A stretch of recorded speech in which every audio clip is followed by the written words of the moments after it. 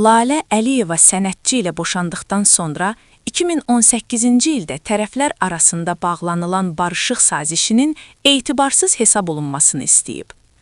Əliyeva iddia ərizəsində əlavə edib ki, o, Ağadadaş Ağayevlə boşandıqdan sonra birgə nikah dövründə olan əmlakın bölünməsi ilə əlaqədar məhkəməyə müraciət edib. O, xalq artistinə qarşı iddia qaldıraraq Büsat Şadlıq Sarayının, Vüsal Kafesinin, eləcə və İdman kompleksinin birgə nikah dövründə əldə olunduğundan bölünməsini məhkəmədən xahiş edib. Tərəflər arasında 7 il öncə təsdiqlənən barışıq sazişinə əsasən Lalə Əliyeva Mərdəkanda yerləşən villadan, eyni zamanda digər əmlak hüquqlarından imtina edib. Ağadadaş Ağayev isə bankdan götürülən 86.716 ABŞ dolları və 14.299 manat kredit borclarını ödəməyi öz üzərinə götürüb.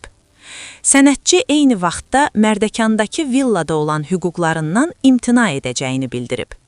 Lalə Əliyeva qeyd edib ki, dəyəri milyonlarla ölçülən Mərdəkandakı fərdi yaşayış evi uzun illər əvvəl qızlarına alınıb və qızlarının doğum günündə 2003-cü il tarixdə hədiyyə olaraq evin təməli atılıb, 2018-ci ildəki məhkəmədə prosesi Ağadadaş Ağayev təklif etdi ki, kredit borcunu ödəsin və ev banka keçməsin.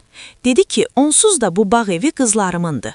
Ancaq bildirdi ki, hansısa sənədləşmə və kredit işləri ilə əlaqədar onun adına olması lazımdır. Yaxın gələcəkdə qızlarına bağışlayacağını, başqa əmlakları isə bütün övladları arasında ədalətli şəkildə böləcəyini bildirdi. Mən də Ağadadaş Ağayevin vədlərinə inanaraq barışıq sazişini imzalamağa məcbur oldum. Lalə Əliyevanın sözlərinə görə, o, barışıq sazişinə öz sərbəst iradəsinin əleyhinə olaraq birinci qrup əlil qızı, nəvələri və böyük bir ailə ilə evsiz eşiksiz qalmamaq üçün eyni vaxtda qarşı tərəfin yalan vədlərinə aldanaraq imza atıb. Ancaq qərardadın qəbulundan xeyli vaxt keçməsinə baxmayaraq, Ağadadaş Ağayev verdiyi vədlərin heç birinə əməl etmədi.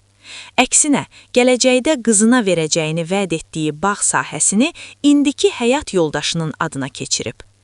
Ağlıma gəlməzdi ki, qızımın atası ona məxsus bağ sahəsini yeni həyat yoldaşına bağışlayacaq.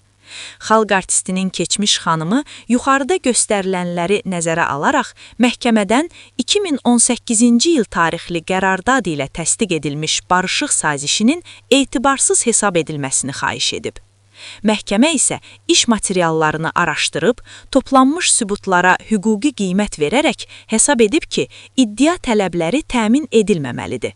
Belə ki, tərəflər arasında bağlanılmış barışıq sazişində Lalə Əliyeva Mərdəkandakı bağ evi üzərində Ağadadaş Ağayevin xüsusi mülkiyyət hüququnu tanıyıb və keçmiş ərinin xeyrinə evdən imtina edib.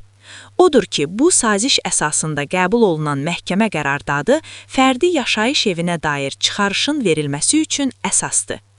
Əlavə edək ki, məhkəmə prosesində nə Ağadadaş Ağayevin özü, nə də nümayəndəsi iştirak edib. Məhkəmə onların iştirakı olmadan prosesə baxılmasını mümkün hesab edib.